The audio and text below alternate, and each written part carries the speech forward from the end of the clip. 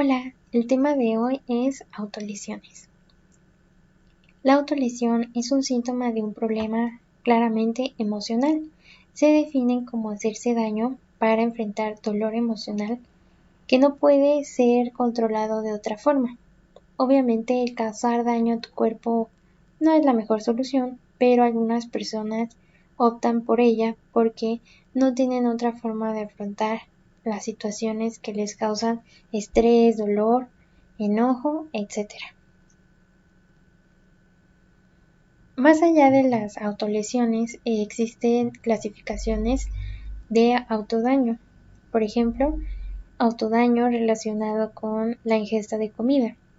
En este caso tenemos los problemas como serían bulimia, anorexia, comer compulsivamente. Son conductas relacionadas con la comida, pero que las personas usan para hacerse daño, muchas veces de forma inconsciente. En segundo lugar, tenemos las relacionadas con conductas de riesgo, específicamente el abuso de sustancias. Entiéndase como consumir demasiado alcohol, fumar, drogarse, todo lo relacionado a adicciones. Posteriormente, las relacionadas con conductas de riesgo, por ejemplo, romper la ley constantemente, meterse en problemas, tener una actitud sexual irresponsable, no cuidarse, etc. Las relacionadas con la ingesta, por ejemplo, sobredosis de medicamentos, autoenvenenamiento, inhalar también sustancias, tragarse objetos, entre otras cosas. Y finalmente, las relacionadas con la autolesión. Típico, cortarse, quemarse, incluso golpearse, que se da más en el caso de adolescentes hombres. El cortarse más en el caso de las chicas. Todos estos comportamientos son autodaño. Existen 3 componentes del autodaño. El primero de ellos es la dirección. Estas conductas se pueden hacer de manera directa o indirecta. Directa, entiéndase como que tienes toda la intención del mundo, ¿no? en hacerlo y lo llevas a cabo a corto tiempo. Consiste en hacerse daño, pero tú quieres hacerte daño y tienes la intención de consumir el acto. Indirecto es si no se da de esta forma.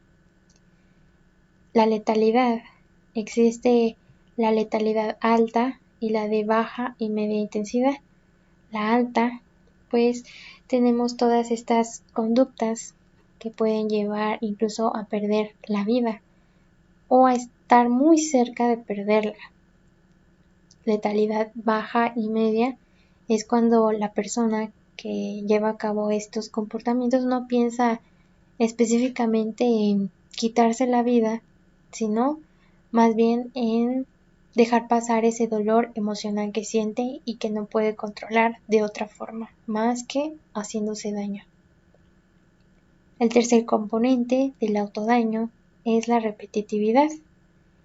Claro, si se lleva una vez alguna de estas conductas, hablamos de que no es repetitivo, pero si ya existe todo un ciclo y a esta persona le funcionó el hacerse daño para sobrellevar el estrés, enojo o la situación que le estaba causando daño, obviamente se convirtió ya esto en un ciclo. Existe también una clasificación de la autolesión, la típica, la autolesión que vemos a veces en las películas, ¿no? Cuando el chico se corta, el chico o la chica se cortan y pues se sangra y luego todo el proceso de cuidado se hace en soledad, precisamente porque no se sabe cómo controlar las emociones y al cortarse se produce un alivio muchas de las veces, pero este alivio es breve,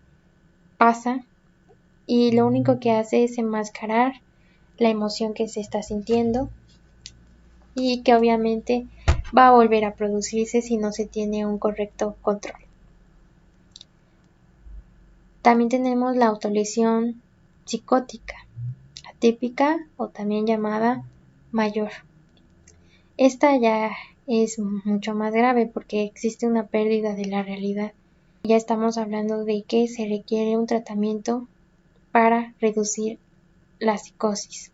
Finalmente, la autolesión orgánica, presente muchas de las veces en personas con retraso mental, por ejemplo, el golpearse la cabeza varias veces, etcétera, en busca de autoestimulación. Para entender bien este tema, tenemos que hablar también del ciclo que sigue a la autolesión. ¿Cuáles son esos pasos que llevan a una persona a causarse daño a sí misma de forma consciente y repetitiva muchas veces? Todo empieza cuando existe una situación que tú piensas que es incontrolable, que no puedes soportar, algo que te saca de tus cabales, te enojas o te pones muy triste y entonces se genera una cierta tensión física y emocional. Como desgraciadamente no cuentas con la capacidad de poderlo manejar y expresar adecuadamente, empiezas a pensar o tomas por primera vez la decisión, te cruza por la cabeza decir, bueno, ¿y qué tal y me corto? ¿O qué tal y tomo ese encendedor y me quemo? O incluso te golpeas, ¿no? Está el pensamiento. Después de tal vez pensarlo por un momento o por mucho tiempo, decides lastimarte. Se da la autolesión en sí. Y pues con ello un alivio. Sí, un alivio, pero que es breve, que no va a durar para siempre. Y finalmente llega la culpa o vergüenza por haberte lastimado, porque sabes que no está bien, o bueno, el paciente sabría que no está bien. Esto hace que lleguen más emociones dolorosas, producir incluso más tensión física y emocional, y entonces el ciclo se repetiría, todo hasta consumar la autolesión. Tal vez tú nunca has llevado a cabo un acto así y conozcas de alguien que sí, y te pongas a pensar y digas, pero no tiene sentido, ¿no? Lastimarse, porque, o sea, si tú no te quieres a ti mismo, ¿quién te va a querer? Y ahí existen otras soluciones, puedes hablarlo con tus padres, no sé, con un amigo, con alguien que tengas confianza, o tal vez pienses, no, pues yo cuando me siento mal, pues me tomo un descanso, me pongo a leer, o me gusta la música, escucho música, o cualquier otra cosa. Y tienes una buena forma de afrontar la vida en sí. Pero existen personas que no han desarrollado estas, vamos a decirlo, capacidad para manejar sus emociones, o tal vez no tienen a alguien a quien contarle sus cosas, etcétera, y recurran a este tipo de actos. Es importante no juzgar a nadie porque no conocemos la historia que hay detrás de cortarse o algo así. Si este es tu caso, lo más aconsejable es que solicites ayuda psicológica o busques alguna otra forma, ¿no?, de llevar a cabo este dolor o esta situación que te está estresando. Porque, seamos sinceros, ya tienes muchos problemas y aparte generar otro al lastimarte y tener que curarte y cubrirte, creo que es algo que le daría aún más problemas a tu vida.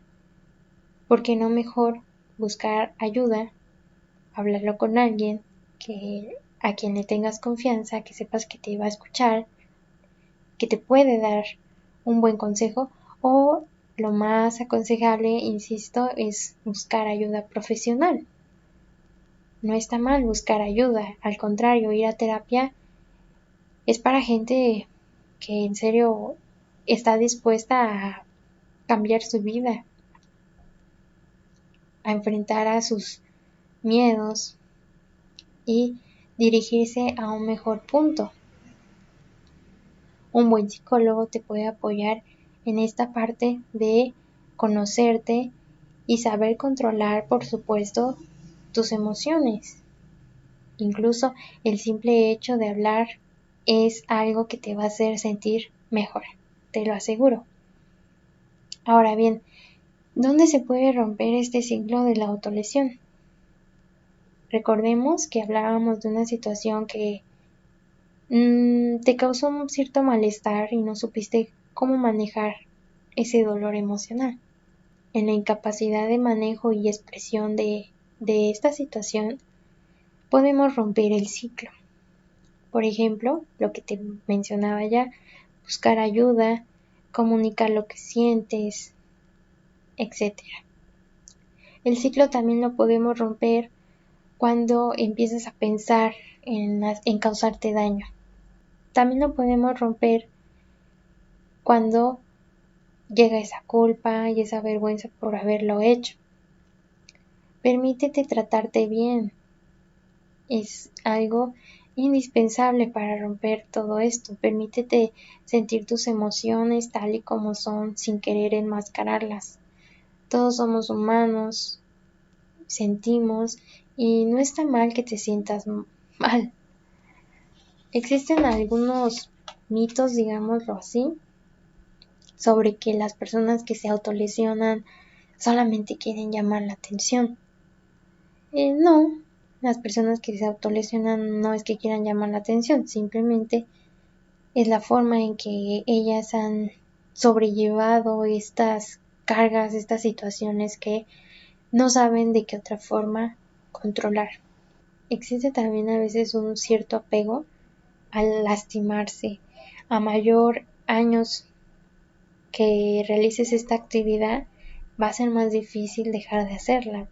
Ya estás acostumbrado a cortarse, es lo más común. A veces las personas al cortarse y ver salir la sangre, lo ven como muy simbólico, como una forma en la que al salir la sangre es como si se liberaran de toda esa carga emocional que les hace daño. La autolesión claramente puede sentirse como una adicción. Como te decía, lo más recomendable es buscar ayuda profesional. Si no es tu caso, esta información aún así será útil. Por si alguna vez algún amigo o alguien te confiesa algo así, tú sepas por qué lo hace o más o menos por qué lo hace, porque igual cada persona es un mundo. Si tú llevas a cabo esta práctica, recuerda que lo más aconsejable es buscar ayuda profesional, que es algo que te vas a agradecer mucho tiempo, porque, insisto, esto es solo un curita, ¿no? Para esta situación que estás sintiendo, y qué mejor que aprender cómo liderar tus emociones de una forma sana y que sea duradera, con la ayuda de un profesional. Hasta aquí el video de hoy. No olvides suscribirte, darle like y compartir. Nos vemos en el próximo video.